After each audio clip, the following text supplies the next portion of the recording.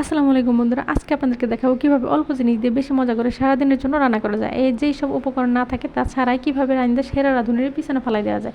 এই যে দেখতে পাচ্ছেন, আমি এখানে এক গামলা চাল কুমড়া টুকরা টুকরা করে কেটে নিচ্ছি, সাথে বেগুন আলু সাইজ করে কেটে নিচ্ছি, আর নিয়েছি অল্প কয় টুকরা ফাঙ্গাস মাছ, যাকে বলে গরিবের ইলিশ মাছ। মাছটিতে ভালো করে লবণ হলুদ আর অল্প সরিষার তেল দিয়ে মাখাইয়া সুন্দর করে তেলে ছেড়ে দেবেন। এমন করে মাখাবেন, মাখাইতে মাখাইতে যেন কাঁচাই খেয়ে ফেলা যায়।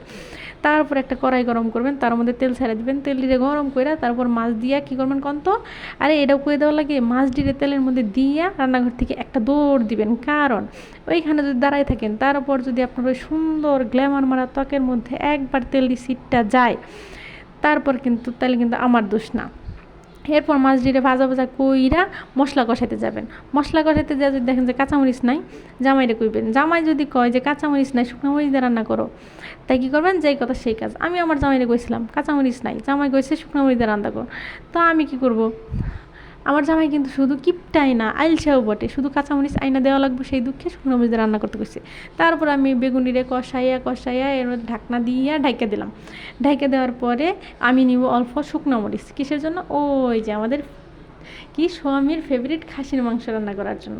এখানে আমি তেল নিলাম, তেলের মধ্যে কটা পেঁয়াজ দিয়ে ভালো করে ভাজা কইরা এনে দিব কি আদা বাটা, রসুন বাটা, আপনারাও কিন্তু মনে করে দিয়েন। আর দিবেন অল্প পরিমাণে লবণ, যাতে পেঁয়াজটা গইলা যায়।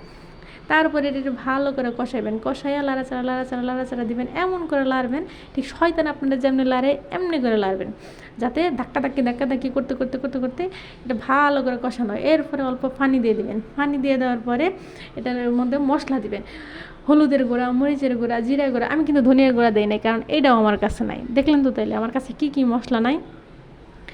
এরপরে কী করবেন, এটার ভালোবাসা দিয়া ভালো করে মাখামাখি করবেন। আমার কাছে ধনিয়া গুঁড়া নাই, যার কারণে আমি ওই 1 চামচ ভালোবাসা দিয়ে দিছি।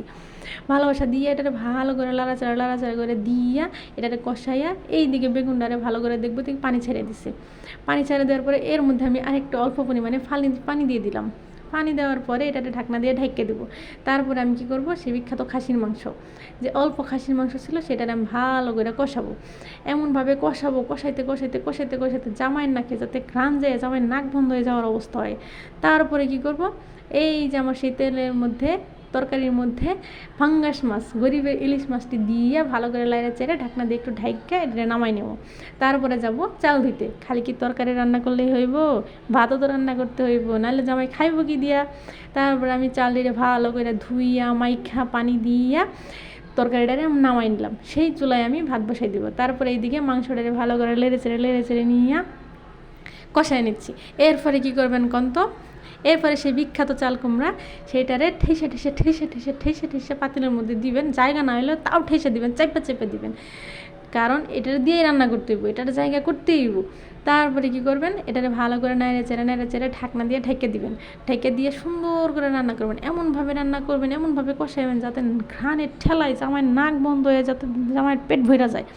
যেই মুহূর্তে জামাইয়ের ঘ্রাণে অর্ধেক পেট ভরে যাবে, সেই মুহূর্তে কী করবেন, এর মধ্যে পানি ঢেলে ভালো করে রান্না করে নামাই নেবেন। নামাই নিয়ে জামাইটারে সুন্দর করে খাইতে দিবেন। খাইতে দিয়ে কী করবেন কন্ত, চোখ দুটারে ভালো করে খুলে রাখবেন, দেখবেন জামাইয়ের রিয়াকশন কী। যদি চোখে কম দেখেন তাহলে চশমা পরে নেবেন। তারপরে জামাইয়ের রিয়াকশন শুনবেন, জামাই কী বলে খেয়েছে। জামাই যদি খেয়ে প্রশংসা না করে, তাহলে বেশি কিছু করার দরকার নাই। ঘরে একটা পাটা আর একটা পুতা থাকলেই যথেষ্ট, আর কিছু করা লাগবে না। তো আপনারা যদি আমার মতো এরকম মজা করে অনেক জিনিস না থাকার পরেও সেরা রাঁধুনির রান্না করে জামাইরে খাওয়াইতে চান, তাইলে আজকে ট্রাই করতে পারেন সেরা রাঁধুনির রান্না খাওয়াইয়া জামাইয়ের মন কাড়ার জন্য। তো সবাই ভালো থাকবেন, আল্লাহ হাফেজ।